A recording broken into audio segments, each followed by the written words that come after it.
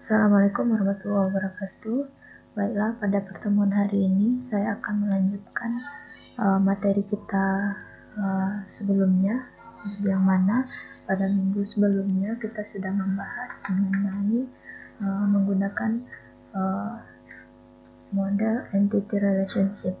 Nah, di pertemuan sebelumnya kita sudah bahas apa-apa saja yang akan kita gunakan di dalam entity relationship.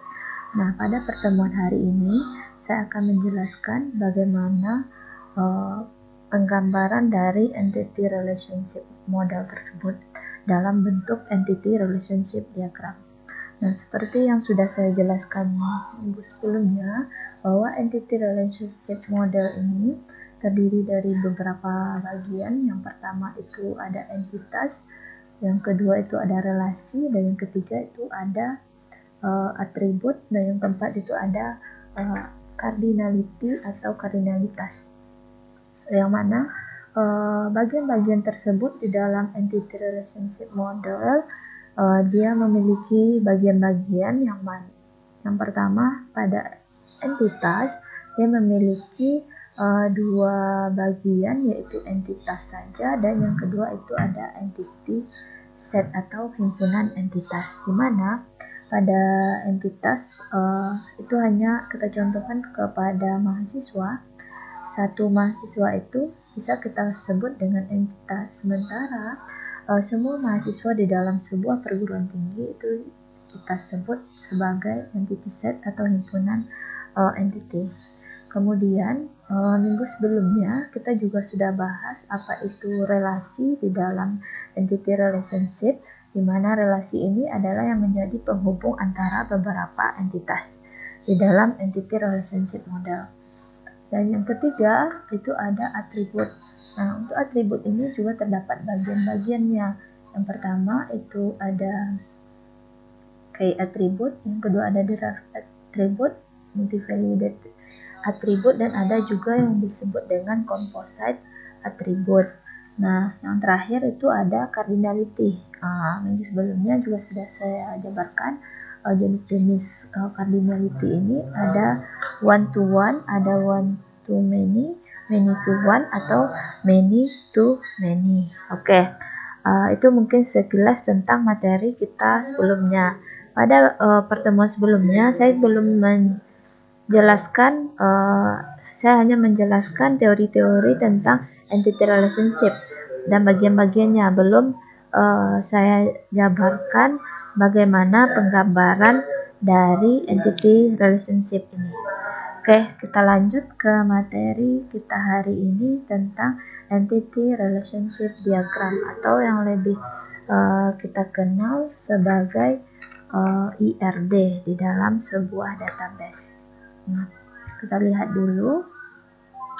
Yang dimaksud dengan IRD merupakan suatu diagram yang berisi komponen-komponen himpunan entitas dan himpunan relasi yang dilengkapi dengan atribut-atribut.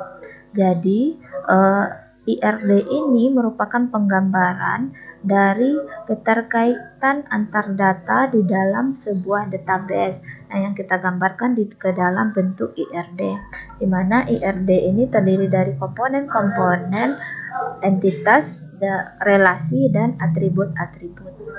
Nah, kemudian kita lihat simbol IRD ya. Ada 9 simbol yang digunakan di dalam entity relationship diagram ini atau dia IRD. Yang pertama itu ada notasi persegi panjang, itu disebut dengan entity atau entitas, yang merupakan gambaran dari kumpulan atribut atau kumpulan entitas bertipe sama ya, atau disebut juga dengan entity set. Jadi entity set ini digambarkan dengan kotak persegi panjang ya. Dan yang kedua itu disebut dengan weak entity, atau disebut juga dengan, kalau kita bahasa Indonesianya itu adalah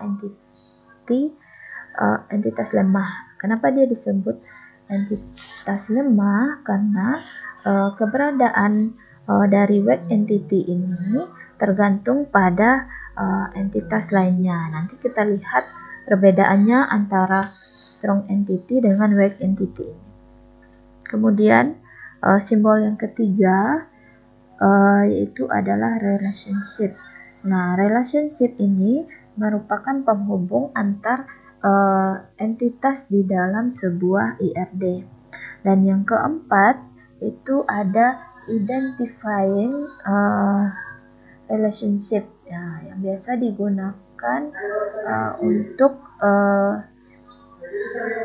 penghubung entitas atau identifying relationship ini disebut juga dengan relationship lemah. Nah, ini penggunaan dalam IRD nanti akan kita lihat pada penggambarannya ya. Kemudian yang kelima itu ada atribut. Nah, untuk atribut ini digambarkan dengan oval ya. Nah, atribut ini juga memiliki 3 bagian. Yang pertama itu atribut primary key. Nah, untuk atribut primary key ini digambarkan dengan oval yang ada garisnya di dalamnya. Dan yang kedua itu ada atribut multi-value. Untuk atribut multi-value ini dia digambarkan dengan oval dua garisnya ya, ada garis luar dan di garis dalam. Nah, atribut multi-value ini biasanya digunakan untuk atribut yang memiliki nilai lebih dari 1. Misalnya seorang mahasiswa dia memiliki hobi. Nah, untuk atribut hobi ini dia pasti satu mahasiswa bisa jadi memiliki hobi lebih dari 1. Itu biasanya digunakan atributnya adalah atribut multi-value. Kemudian yang ketiga itu ada atribut composite atau atribut derajat atribut ya. Nah, ini biasanya digunakan untuk atribut yang memiliki tingkatan. Contoh, mahasiswa memiliki atribut alamat ya, entitas mahasiswa memiliki atribut alamat.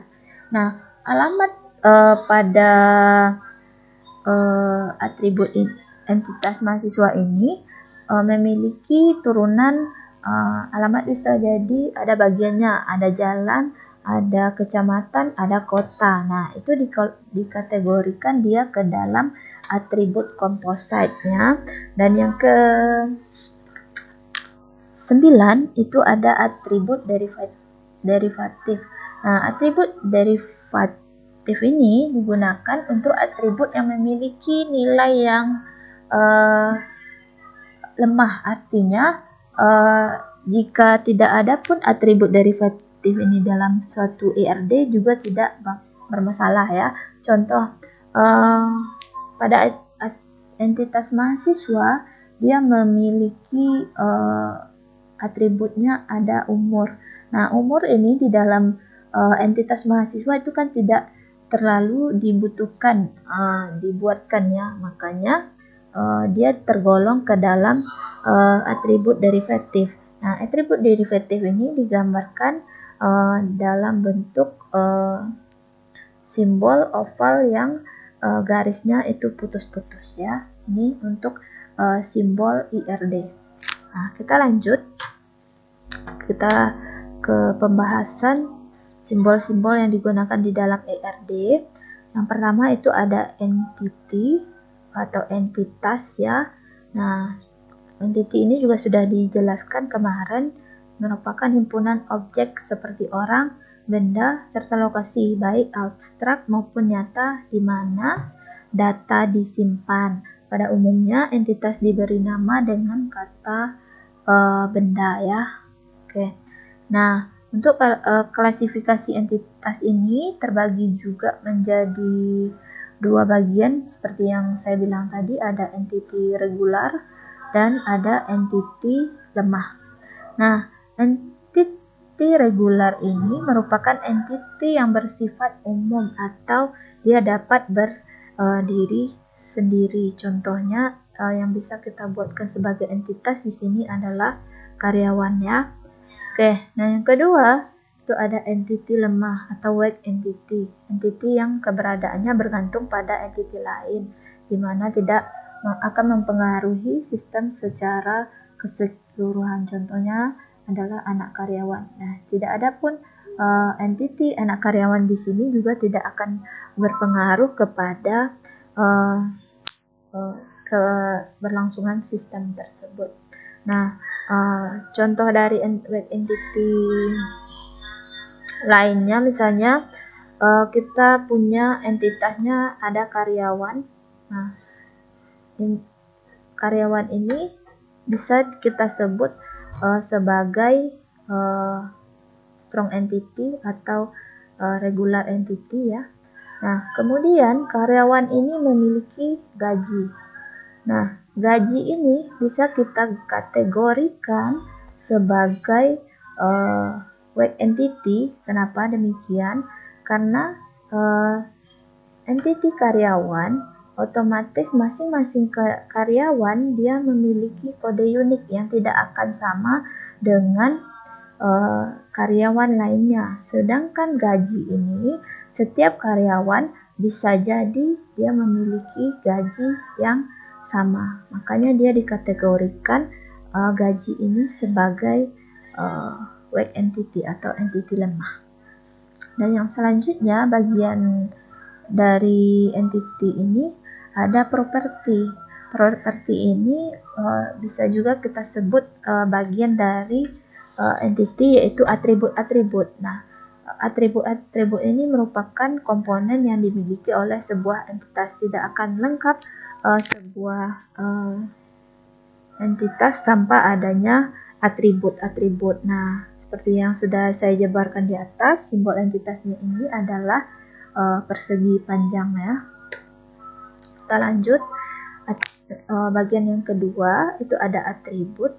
Atribut yaitu sesuatu yang menjelaskan apa sebenarnya yang dimaksud entitas maupun relasi, sehingga sering disebut elemen data dari entitas dan relasi. Jadi atribut ini tidak hanya dimiliki oleh sebuah entitas, tetapi dia juga bisa dimiliki oleh relasi nantinya. Nah, untuk simbol atribut ini kita gambarkan secara garis besar itu adalah oval ya. Nah, contoh dari atribut ini himpunan entitas mahasiswa. Atribut yang dimilikinya itu ada mahasiswa ini memiliki atribut NPM, nama mahasiswa, alamat mahasiswa, tanggal lahir, atau atribut ini bisa juga kita katakan sebagai bagian-bagian yang dimiliki oleh sebuah entitas. Contohnya mahasiswa pasti memiliki bagian datanya, ada NPM, nama mahasiswa, alamat mahasiswa, dan tanggal lahir. Nah, keempat bagian dari tabel ini dialah yang akan menjadi atribut di dalam Entity Relationship Diagram atau IRD ya. Nah, penggambarannya dapat kalian lihat pada bagian bawah tabel ini. Oke. Kemudian yang ketiga ada relasi. Relasi ini merupakan suatu hubungan yang terjadi antar himpunan entitas. Nah, relasi ini biasa diberi nama dengan kata kerja. Misalnya ada entitas mahasiswa dengan mata kuliah. Nah, relasi yang terjadi antara entitas mahasiswa dengan mata kuliah ini digambarkan dengan kata kerja, misalnya ambil. Nah, artinya kalau dalam pembacaannya mahasiswa mengambil mata kuliah. Mata kuliah bisa juga sebaliknya dibaca, mata kuliah diambil oleh mahasiswa.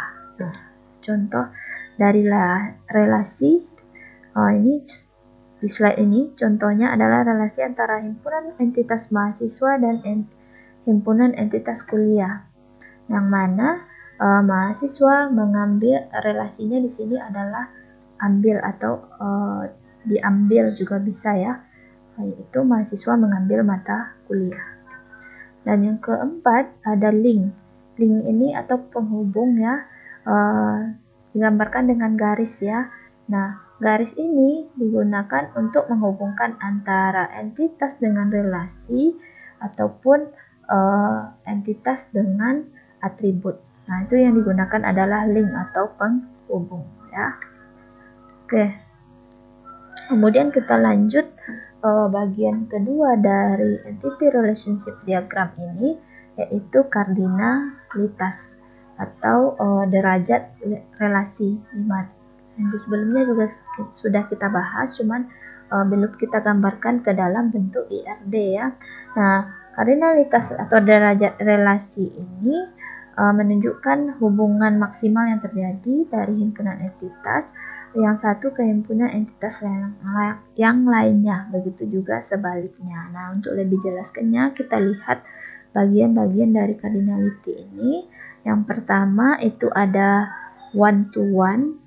Ya, one to one contohnya di sini ada entitas universitas dengan rektor. Nah,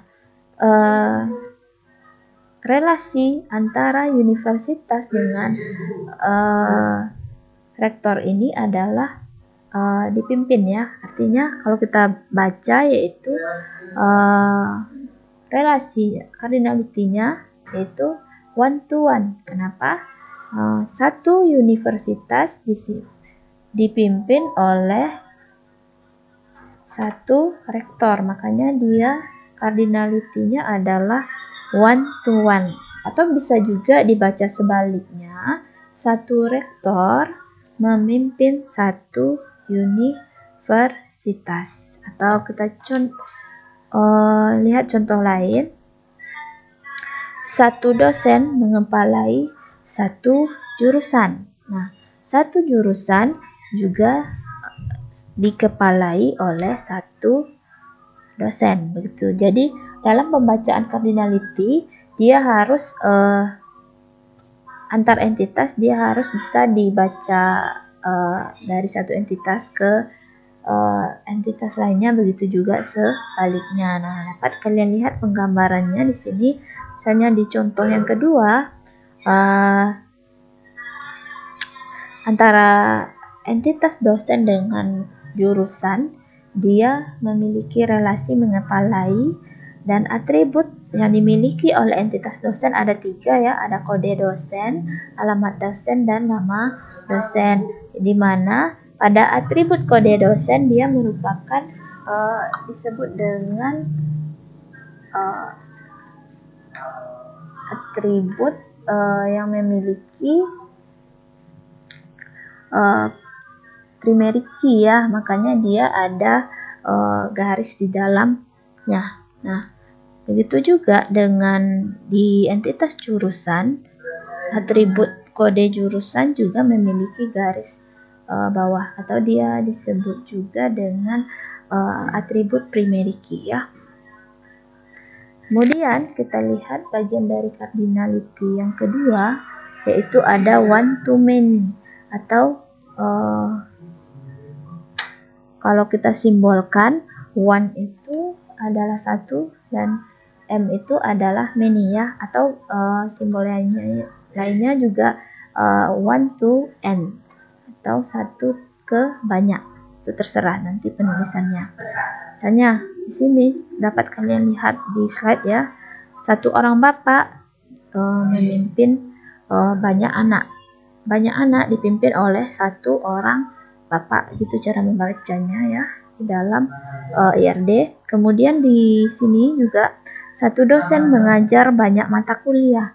Mata kuliah diajar oleh satu orang dosen. Nah, ini penggunaan cardinality untuk one to many. Nah, kita lanjut ke cardinality many to many, atau kalau kita simpulkan dia itu M to berbanding M, atau N berbanding N ya. Contohnya di sini mungkin ada kesalahan sedikit ya. Ini maksudnya di cardinality ini to many ini relationship itu ini mengambil ya, mengambil atau ambil juga boleh. Yang penting dia kata kerja.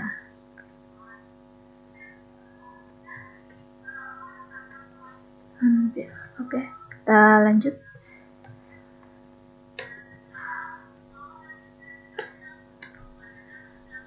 Kita lanjut ke cardinality many to many atau end to end ya.